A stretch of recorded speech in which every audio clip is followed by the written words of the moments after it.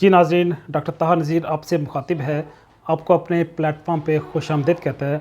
नाज़रीन, ये तो हम समझते हैं कि पाकिस्तान 14 अगस्त 1947 में आज़ाद हुआ और ये भी हम समझते हैं कि पाकिस्तान हकीकतन आज़ाद नहीं है।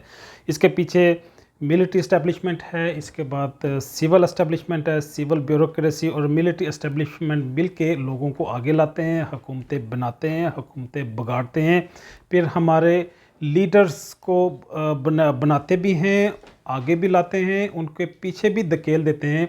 मैं इसकी अगर एग्ज़ाम्पल देना चाहूँ तो हमारे सामने ज़ुल्फ़िकार अली भुट्टो की मिसाल है, हमारे सामने नवाज़ शरीफ की मिसाल है, जो पिंडी से लाहौर तक मुझे क्यों निकाला कहते हुए चले गए। हमारे सामने और भी कई सारे ऐसे मसाले हम पेश कर सकते हैं। अभी रिसेंटली जो रजीम चेंज हुआ, इसकी मैं मिसाल दे के बात को आगे बढ़ाने की कोशिश करूँगा। इमरान खान साहब कहते हैं कि मेरे सामने 3 ऑप्शन पेश किए गए। वो 3 ऑप्शन किसने पेश किए? वो कोई ना कोई ऐसा अदारा या ऐसी एस्टेब्लिशमेंट या ऐसी क़ुव्वत, ऐसी ताकत है जिसके सामने, जिसने इमरान खान साहब के सामने वो 3 ऑप्शन पेश किए। इसका मतलब है वज़ीर-ए-आज़म हाकिम नहीं है, हुकूमत किसी और के पास है जो वज़ीर-ए-आज़म को के सामने वो ऑप्शन पेश कर रहा है।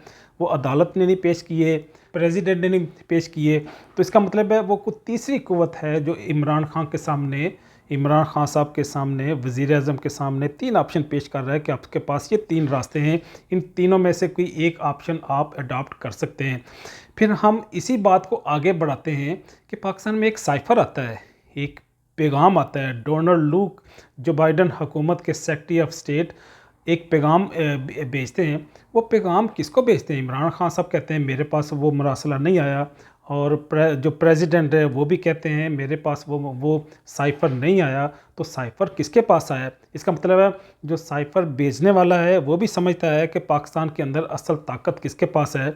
जो साइफ़र रिसीव कर रहा है और उसको छुपा रहा है वो भी ये समझता है कि वही असल में पाकिस्तान का हकीकी मालिक और मुक़्तदर और कादिर मुतलक है। कादिर मुतलक तो वैसे तो अल्लाह पाक के लिए इस्तेमाल करते हैं। तो दुनिया में कोई ऐसी ताकत नहीं है, कोई ऐसा शख्स नहीं है, कोई ऐसा अदारा नहीं है जो कादिर मुतलक हो। लेकिन बहरहाल कई सारी ऐसी कुव्वतें हैं जो अपने आप को मालिक समझती हैं पाकिस्तान के अंदर। तो जो करने वाली बात यह है कि भेजने वाला भी और लेने वाला भी समझते हैं कि पाकिस्तान के अंदर जो हाकमियत है, जो हुकूमत है, जो इक़्तिदार है, वो प्राइम मिनिस्टर के पास भी नहीं है, वो प्रेसिडेंट के पास नहीं है, वो कोई तीसरी ताकत और तीसरी क़ुव्वत है जो पाकिस्तान को रेगुलेट करती है। तो इसका मतलब है ये तो डिसाइड हो गया, ये हम समझते हैं कि पाकिस्तान के अंदर मिलिट्री और सिविल एस्टेब्लिशमेंट मौजूद है जो पाकिस्तान की हुकूमतों को बनाते भी हैं और गिराते भी हैं। लेकिन वो किस तरह से बनाते हैं, किस तरह से गिराते हैं? हाँ, वो बनाते इस तरह से हैं कि वो ज़मींदारों को, जागीरदारों को, सरमायादारों को उठाते हैं, उनको लीडर बनाते हैं, उनको कायद और रहनुमा बनाते हैं। कायद और रहनुमा बनाने के बाद ये क्योंकि डमी लोग होते हैं, ये असल में अवामी नुमाइंदे नहीं होते, इनके अपने किरदार में 100 छेद होते हैं, जिसकी वजह से इस एस्टेब्लिशमेंट को इन्हें हैंडल करना आसान होता है। वो चाहे इनके वीडियो रिकॉर्ड की वजह से हो या किसी और ऐसी इंफॉर्मेशन की बुनियाद पे हो जिसकी बुनियाद पे वो इन सरमायादारों को, जागीरदारों को वो ब्लैकमेल आसानी से कर लेते हैं। हाँ, इसमें कई सारे ऐसे लैंड माफिया भी मुलव्वस हो सकते हैं, इसमें ड्रग माफिया भी हैं और कई सारे ऐसे अफीसरान भी मुलव्वस हो सकते हैं कि जो इन मुक़्तदर पावर्स के इन्फ्लुएंस में होती हैं और ये हकीकी मुक़्तदर ताकतें या अदारे उनको रेगुलेट और कंट्रोल करती हैं। हम देखते हैं कि ये नामालूम क़ुव्वतें कौन से हैं? अगर हैं तो उनको साबित भी तो करना चाहिए। हाँ, ये वही नामालूम क़ुव्वतें हैं जिन्होंने मौलाना कफ़ायतुल्लाह साहब को उनके बेटों के सामने तशद्दुद का निशाना बनाया, उन्हें बरहना किया। ये वही नामालूम क़ुव्वतें हैं कि जो शहबाज़ गिल को उठा के ले जाती हैं। इस्लामाबाद पुलिस कहती है हमें नहीं पता, और दूसरे जो अदारे हैं वो कहते हैं हमें नहीं पता। तो फिर कौन उनको तशद्दुद का निशाना बनता है? कौन उनको रात के अंधेरों में उठा के ले जाता है? कौन उनकी आंखों में पट्टी बांध के उन्हें उल्टा लटकाता है? यही असल में पाकिस्तान की असल मुक़्तदर ताकतें हैं। ये वही ताकतें हैं जो लाल मस्जिद पे हमला करती हैं और मासूम बच्चों के खून से उस मस्जिद को लाल कर देते हैं।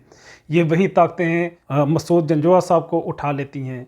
ये वही ताकतें हैं जिनका हामिद मीर साहब की भी ज़िक्र करते हैं कि ये कोई नामालूम नहीं है, अब इनका सबको मालूम है। ये वही ताकतें हैं जो कहते हैं कि हम आपको घर में घुस के मारेंगे। हाँ, ये वही ताकतें हैं जो पार्लियामेंट में आके मुक्का दिखाती हैं। ये वही ताकतें हैं जो भुट्टो को फांसी के फंदे तक पहुंचा देती हैं। ये वही ताकतें हैं जो इमरान खान के सामने 3 ऑप्शन रखती हैं। ये वही ताकतें हैं कि जिनको साइफ़र आते हैं, जिनको फॉरेन विज़िट के इनविटेशन भी आते हैं। तो बात करने वाली ये है कि ये कौन-सी ताकतें हैं जो आधी रात को जजेस को उठा के मसनद पे बिठा देते हैं कि अब ये फ़ैसला करो कि असेंबलियों को बर्खास्त नहीं करना, उन्हें बहाल करना है। जो कहने और बताने वाली बात ये है कि पाकिस्तान में हकीकी आज़ादी बिल्कुल नहीं है। इमरान खान साहब उसी हकीकी आज़ादी की बात कर रहे हैं। पूरी कौम और इमरान खान एक तरफ है, यूँ ही चोरों का टोला, यूँ ही करप्ट लोग जिनकी एक तारीख़ है करप्शन के हवाले से, उनको उठा के एस्टेब्लिशमेंट में पाकिस्तान की कौम पे मसल्लत कर दिया है। और उन्हें इस चीज़ की कोई परवाह नहीं है कि पाकिस्तान किस सिमत में जाता है, ये इसका मुस्तकबिल क्या होता है। उन्हें सिर्फ़ मकसूद यही है, एक साइफ़र आया है जिसको आगे लेके चलना है। 14 अगस्त की आज़ादी को हमने मजरूह करना है, हमने किसी मखसूस एजेंडे के मुताबिक इस मुल्क को चलाना है। तो इसी बात के साथ, इसी पैगाम के साथ डॉक्टर ताहिर नज़ीर आपसे इजाज़त चाहता है। मिलते हैं ज़िंदगी के किसी नए मोड़ में, नए मौजू के साथ। तब तक के लिए अल्लाह हाफ़िज़।